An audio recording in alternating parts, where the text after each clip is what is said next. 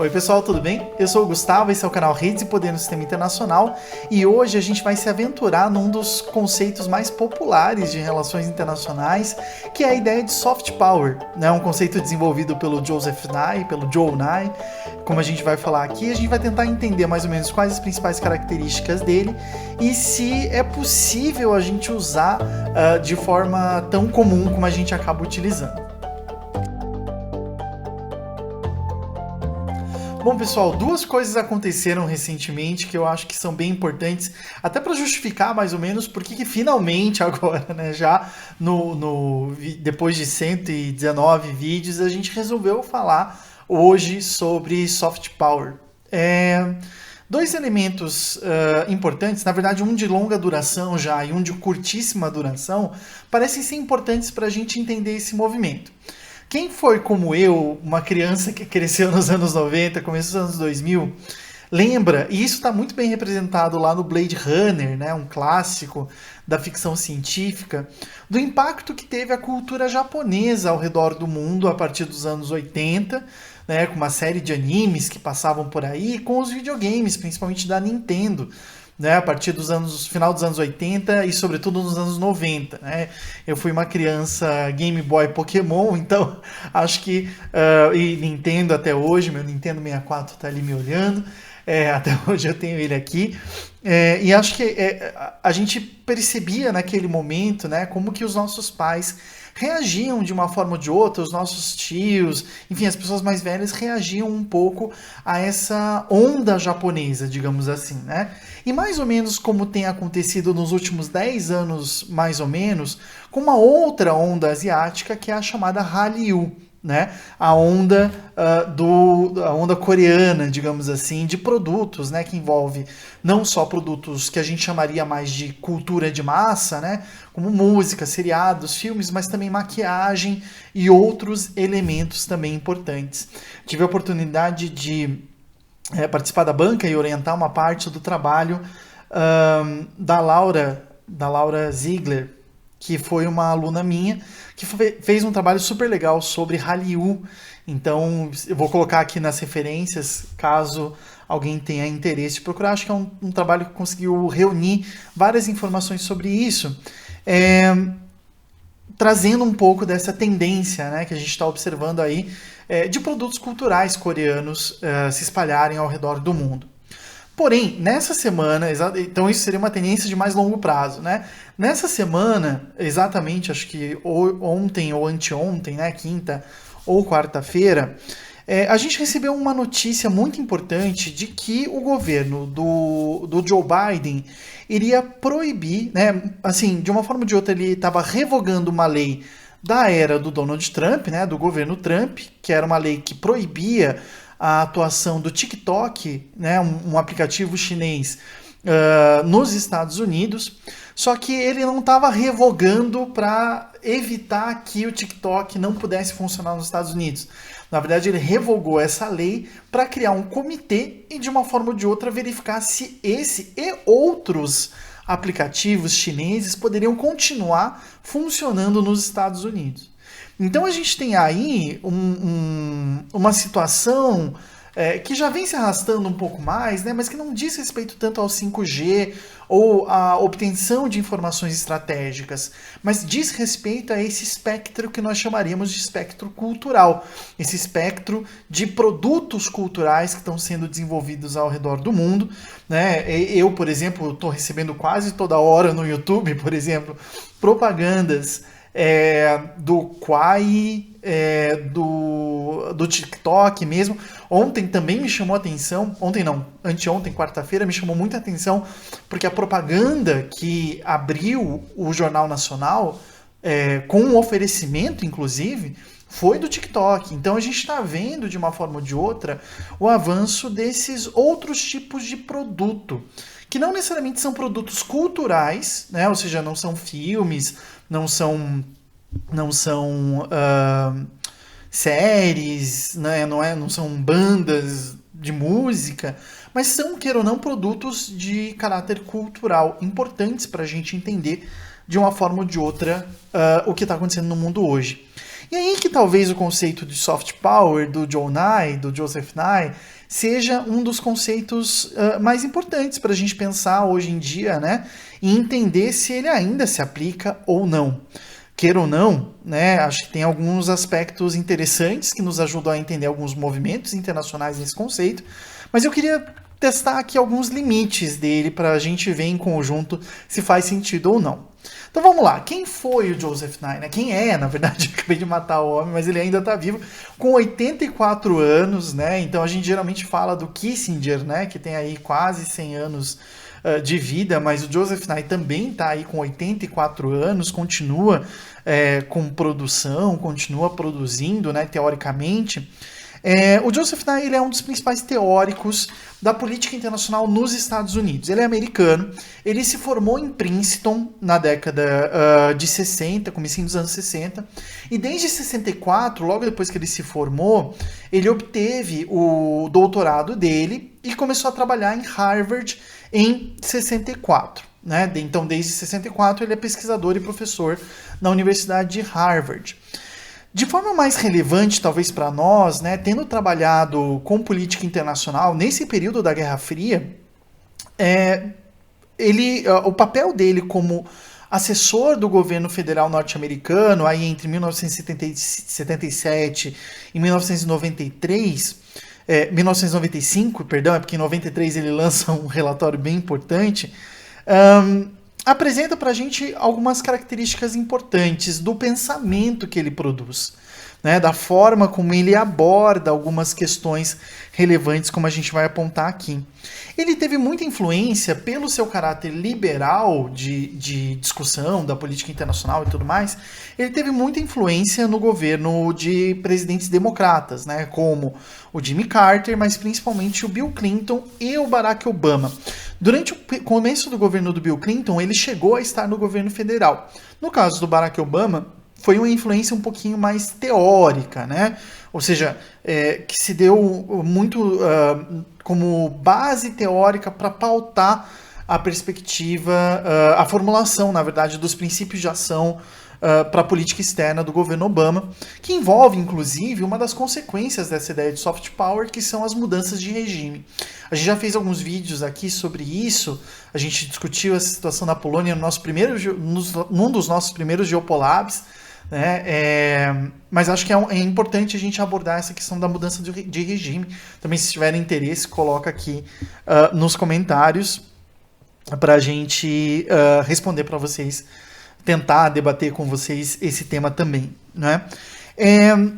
E vendo a bibliografia, na verdade, né, os livros publicados pelo Joseph Nye, a gente entende mais ou menos qual é a preocupação dele, como que se encaixa de uma forma ou de outra o próprio conceito de soft power, né? Então, quais foram alguns temas que o Joseph Nye trabalhou, se a gente for pegar a bibliografia dele, né, com os livros que ele escreveu ao longo dessa carreira enorme. Então, o primeiro livro é de 67 e ele vai, né, até hoje. Acho que o último livro dele, que é esse que eu tenho aqui na mão, já mostro ele em específico, deixa eu ver aqui certinho, é de 2020, é do ano passado. Então, ele tem uma carreira, né, brilhante no sentido de produção e muita influência, principalmente nos círculos democratas, de formulação da política externa dos Estados Unidos.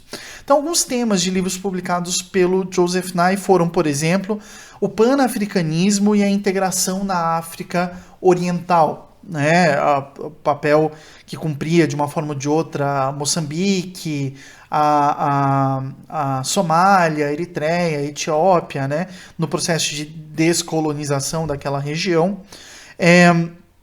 Integração e conflito no ordenamento regional, ele chama de organização regional. Só que aqui em português, organização regional, a gente acaba dando esse nome para essas instituições, como a OEA, a União Europeia, a Organização de Cooperação de Xangai, enfim. A ideia dele é entender como que as regiões do mundo se organizam e, ao entender isso, entender justamente qual é o papel da integração e do conflito nessa organização das regiões ao redor do mundo, né? Em 77 ele lança um livro clássico já muito importante que ele escreve junto com o Robert Keohane, chamado Poder e Interdependência. A gente tem uma tradução desse livro para português. Depois ele se dedica a entender os armamentos nucleares e os seus regimes internacionais, os conflitos internacionais, o poder no sistema internacional e, por fim, o papel da diplomacia presidencial, justamente nesse último livro dele. Até hoje eu confesso que eu não acompanho assim com muita, né, assim, para saber se não saiu ou se saiu, mas acredito que ainda não tenha saído em português. Eu tenho aqui a versão em inglês. A pergunta, né, se as morais importam na política externa, né, presidentes e política externa, do Franklin Delano Roosevelt até o Trump.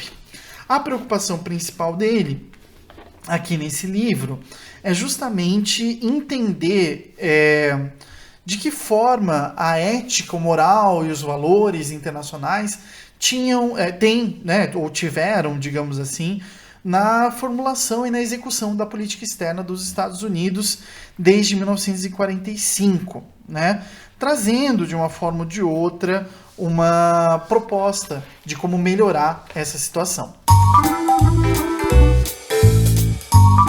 Bom, pessoal, momento pandemia, eu tive que buscar uma encomenda lá embaixo, peço desculpas aí pela interrupção.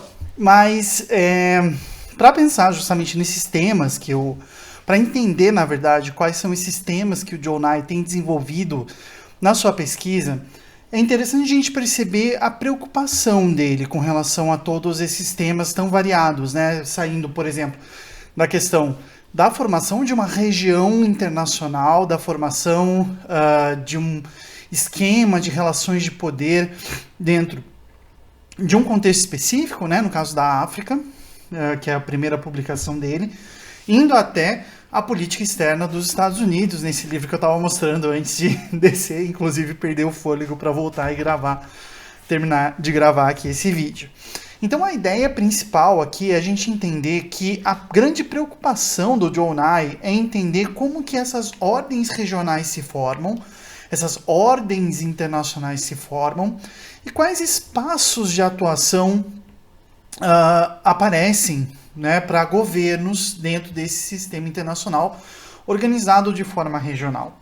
Ao mesmo tempo, é muito importante a gente entender que o conceito de soft power que o Nye vai desenvolver vai ser introduzido por ele mesmo no final dos anos 80, que é um período bem importante para entender as novas propostas que vão surgindo aos poucos de teoria, de análise, de compreensão, tanto das relações internacionais como do próprio funcionamento do sistema internacional, da geopolítica e por aí vai, né?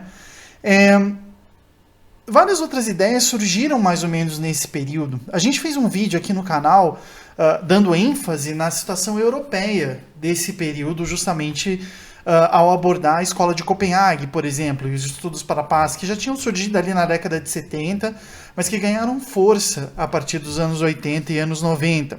O Francis Fukuyama falou sobre o fim da história, a ideia de fim do Estado do Kenichi Ohmae, as ameaças internacionais que começaram a pautar a discussão sobre segurança internacional com o relatório Palme de 1982, depois dos anos 90 a ideia de choque das civilizações, que traz uma mesma e contrária visão de cultura daquela que o Nye desenvolve. E na realidade todos esses conceitos tentavam dar conta de uma grande pergunta que surgia nesse período e que aparecia de uma forma bem importante. O que passaria a acontecer depois do fim da Guerra Fria, né? E é aí que entra o conceito de soft power, que o Nye tentou definir com mais clareza num livro de 2004, que tem justamente esse nome, Soft Power, e que tem o subtítulo Os Caminhos do Sucesso na Política Mundial. Se a gente voltar um pouquinho aqui, a gente vai lembrar que o Nye ele se formou em Princeton, e a tese dele de graduação foi uma tese sobre o sucesso de uma firma familiar, né, de uma empresa familiar. Então é interessante a gente perceber que, de uma forma ou de outra, o Nye traz essa ideia de sucesso empresarial, digamos assim, para uma análise de política internacional. Isso vai ser uma característica bem importante para a gente pensar como que a política internacional para o NAI vai funcionar mais ou menos da mesma maneira como funcionam as relações econômicas dentro de uma realidade. E aí a gente tem um ponto importante, que é a ideia de contratualismo, né? Eu vou me aprofundar um pouquinho mais a fundo nisso depois, mas o Nye, ele é essencialmente, assim como todos os teóricos estadunidenses de política internacional, ele é um contratualista. Ou seja, ele compreende que as sociedades, elas formam estados porque querem. E os pactos sociais formam esses governos. Esses governos são representantes, portanto, dessas pessoas que firmaram esse pacto de uma forma ou de outra e que, portanto, têm alguns compromissos, têm algumas responsabilidades com essas populações, mas essas populações, a sociedade civil não se confunde com o Estado na teoria do Joe Nye e na teoria, na verdade, dos estruturalistas dos Estados Unidos, né? Então, o governo ele tem um tipo de atuação diferente da sociedade civil, ele não é visto como a mesma coisa, mas ele é o representante da nação. Esse fato faz com que haja uma característica muito importante no tipo de pensamento do Joe Nye, que é justamente a ideia de behaviorismo, né, de comportamentalismo. Ou seja, como ele analisa, né, as lógicas econômicas a partir de uma visão de comportamento, né, a partir dessa ideia de como que funciona essa relação entre as empresas, as pessoas, consumidores, né, enfim, fornecedores e tudo mais. A partir dessa lógica comportamental da economia prática norte-americana, ele também vai tentar aplicar isso na esfera da política internacional. Também vai compreender que os estados, os governos, eles respondem a estímulos, né? E aí é uma lógica bem pavloviana, né? Bem do lado Pavlov, ou seja, as pessoas se comportam de determinadas maneiras porque elas recebem um determinado estímulo. Então acho que é interessante a gente pensar nesse sentido para ver as propostas que ele faz, principalmente com relação a esse conceito de soft power. Mas tá, antes da gente entrar no conceito em si, eu sei que eu estou enrolando, mas assim, não estou enrolando porque todos esses aspectos parecem ser bem importantes, né? Mas eu acho que é interessante a gente pegar lá o subtítulo do livro do Nye, Os Caminhos do Sucesso na Política Mundial, e já que a gente destrinchou essa ideia de caminhos do sucesso por meio dessa visão empresarial, essa ideia de política mundial. Porque por mais que não pareça, há uma diferença importante entre expressões como política mundial, política global, política internacional, a qual a gente geralmente não presta muita atenção. E não dá a importância devida, porque na verdade cada uma delas, em que pese a gente use como termos conjuntos, né, traz uma noção de escala diferente. E isso, para a gente entender o conceito de soft power, é muito importante. Porque vejam, o Nye não fala política internacional, né? Ele fala política mundial. E ele também não fala política global, né? Esse é um conceito muito importante, assim como a discussão de globalização e mundialização que os franceses fizeram ali nos anos 90 e começo dos anos 2000. Ou seja, quando a gente pega, por exemplo, a ideia de política internacional está muito visível naquela primeira obra dele sobre panafricanismo. Ou seja, a política internacional envolve 2 ou mais países na sua atuação em termos de política externa ou de economia política internacional. Ela está relacionada, então, a esses processos de regionalização, de cooperação, de conflito entre 2 países ou mais, não necessariamente envolvendo todos eles. Porque essa ideia, né, de envolver todos os países vai estar na ideia de política mundial. Essa noção que é um pouco mais estruturalista, que pensa o mundo como um todo, né? Nós temos 192 países no mundo, então tem um total de 192. Como que a gente age diante desse total e das distribuições de recursos e possibilidades para esses países, né? Uma busca de tentar dividir o poder mundial em categorias, né? E tentar encontrar tendências, padrões e oportunidades.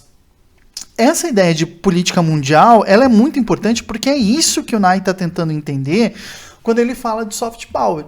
Ou seja, diante desse mundo que nós vivemos, o que vai acontecer? Quais são essas divisões? Quais são as tendências?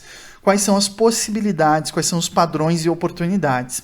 Isso também é diferente da política global na tradição americana, ou seja, relacionada à ideia de totalidade do mundo, né? Seja em questões militares, no caso da Segunda Guerra Mundial, por exemplo, né? Planos de dominação global, planos de dominação do mundo todo, seja nas questões que envolvem, aí sim, não só governos na sua lógica de política externa, mas também de uma forma ou de outra empresas, indivíduos, meio ambiente, né? Que são discussões que envolvem o globo como um todo, não só os governos e não só os seus representantes, que são os diplomatas, né?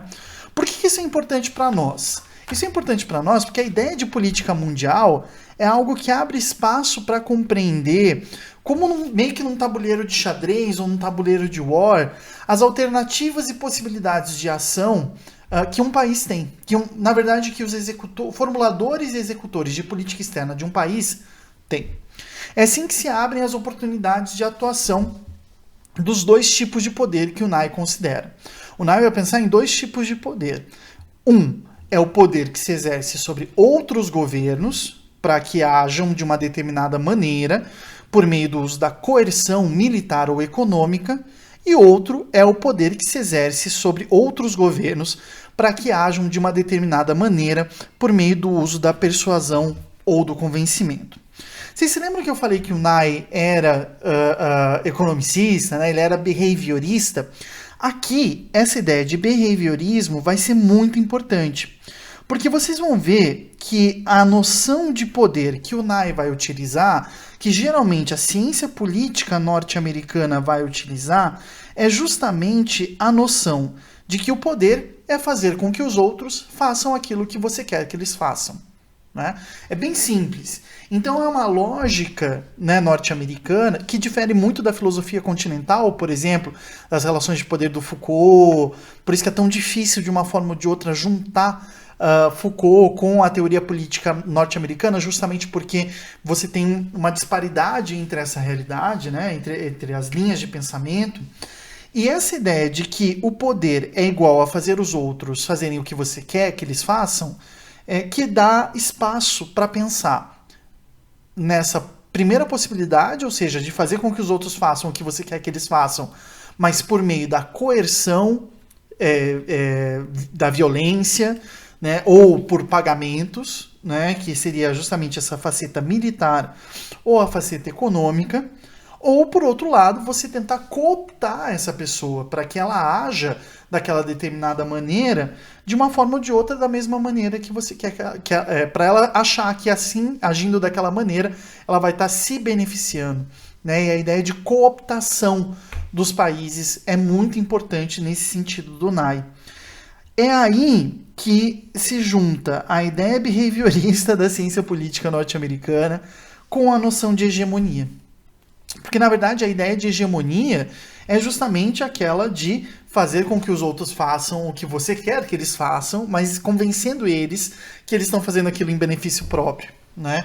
E a ideia de hegemonia internacional, ela está relacionada com esse aspecto, então, behaviorista nessa tradição norte-americana, tá? Não na tradição do Gramsci, da hegemonia cultural, que daí já é uma outra discussão que se pauta muito nesses debates da filosofia continental europeia. Bom, cada um desses dois tipos, né, ou seja, a coerção física, o pagamento econômico ou a cooptação, a persuasão, a sedução, para o Nye podem ser utilizados, inseridos, digamos assim, em dois conceitos diferentes, né? Por um lado, o uso de recursos materiais. É importante pensar que o Nye está, de uma forma ou de outra, discutindo dentro do escopo estruturalista das relações internacionais. Isso significa que ele está pensando, bom, o que é bem material e o que não é material, né? O que é bem material, né? O que a gente consegue tocar ou consegue influenciar por ter mais ou menos? Bom, a área militar e a área econômica, né? Por isso que ele vai inserir essas duas lógicas dentro daquilo que ele chama de hard power, né? Ou seja, a utilização das lógicas militares e econômicas, a administração dos recursos militares ou econômicos, de forma a alterar a conduta de outros países. Por meio de sanções, por meio de políticas de desenvolvimento militar, bélico, né, da indústria bélica e tudo mais. E também, né, daí por outro lado, né, a manipulação, a organização, né, a boa administração dos recursos imateriais, que daí sim seria o famoso soft power, né, ou seja, fazer com que os outros países mudem de conduta em razão deles acharem que eles querem fazer aquilo, mas através da administração, entre aspas, da gestão de recursos imateriais. Esses recursos imateriais para o NAI seriam 3, principalmente. A cultura, os valores políticos e a própria execução da política externa. Né? A cultura, no sentido de criar uma certa atratividade da cultura daquele país. Ele sempre vai dar uma ênfase muito grande justamente nessa ideia bem marketizada, né, bem economicista da propaganda, ou seja, da atração dos outros. Ele vai citar, por exemplo, como um dos exemplos, a Noruega, né, que consegue fazer uma propaganda de uma sociedade que funciona, de uma sociedade que se preocupa com a paz mundial, etc, etc. E aí a gente já vê meio que uma forma de escapar dessa discussão do NAI, porque aqui no Brasil, por exemplo, várias empresas norueguesas trazem problemas ambientais aonde elas estão atuando, né? Mas junto da cultura, a ideia de valores políticos, né? Se esses valores políticos eles permanecem ao longo do tempo ou se eles são percebidos como constantes fora desse país, né? Por outros países ou por outras sociedades. E por fim, se a política externa é entendida por outros países e por outras sociedades como legítima e se ela se apresenta como uma autoridade moral no sistema internacional. Para o NAI, esses 3 elementos são importantes alvos, digamos assim, eles são recursos que o Estado pode, de uma forma ou de outra, administrar, que deveriam, segundo ele, ser utilizados tanto quanto tropas, tanto quanto recursos econômicos, de uma forma ou de outra, criando o balanceamento que ele vai chamar entre hard power e soft power, que seria a ideia de smart power. Quando utilizar um, quando utilizar o outro, né? E aí a gente chega em alguns limites desse tipo de pensamento do soft power, porque a gente gosta muito dessa ideia em relações internacionais, porque isso nos permite, de uma forma ou de outra, abordar a relação entre política externa e cultura. Só que, na verdade, há alguns desafios com relação à utilização, à aplicação desse conceito das formas como a gente quer utilizar, né? Por exemplo, já falei da questão do behaviorismo político. É a lógica de que o NAI ele pensa nessa coisa de estímulo e resposta, né? Nessa lógica muito automaticista, muito comportamental dentro da política internacional. E aí cabe perguntar se simplesmente você utilizar elementos culturais pode ser algo que vai trazer benefícios ou não para um país, e principalmente se esse benefício para um país ele se traduz igualmente a benefícios para a população como um todo, né? Porque aí vem uma outra questão, que é a questão da democratização. O NAI desenvolveu o conceito de soft power e aprofundou ele num período de crescente democratização. Ele é diferente desse período que a gente está vivendo desde a crise de 2008, de uma forma ou de outra de desdemocratização, ou como alguns autores estão chamando, de forma mais conceitual, digamos assim, de queda democrática ao redor do mundo. E por que democratização? Porque a base do pensamento do NAI, como eu disse, é tanto do contratualismo interno como do contratualismo externo. Ele tem como ideia a noção de que a população, de uma forma ou de outra, consegue alterar o funcionamento da política externa de um país ao eleger presidentes, né, ou presidentas que tenham uma ou outra lógica de política externa, de participação do país no sistema internacional. Por isso a ideia de behaviorismo é muito importante, porque ele pensa que as pessoas fazem essas opções de maneira racional e não de maneira passional, digamos assim, ou que as pessoas vão comparar a política externa de um candidato ou de uma candidata e pesar e tomar a sua decisão de uma lógica muito racionalista, né, muito economicista de uma forma ou de outra.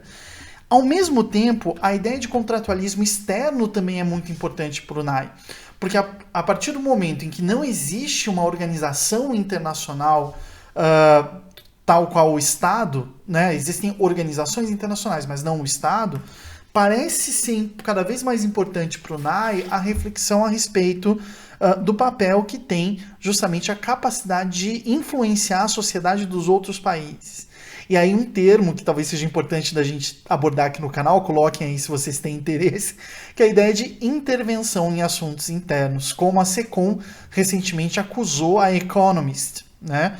Ou seja, seria intervenção, intromissão nos assuntos internos, uma revista no Reino Unido publicar uma visão sua sobre o governo norte-americano, sobre o governo brasileiro, né?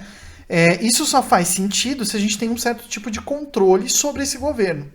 Então, a ideia de democratização ela é importante também nisso. Ela não funciona muito bem, a ideia de soft power ela não funciona muito bem dentro da lógica de regimes totalitários. E claro que isso faz total sentido com a lógica norte-americana. Por quê? Da teoria norte-americana, né? Porque na teoria norte-americana as pessoas querem liberdade, elas querem felicidade.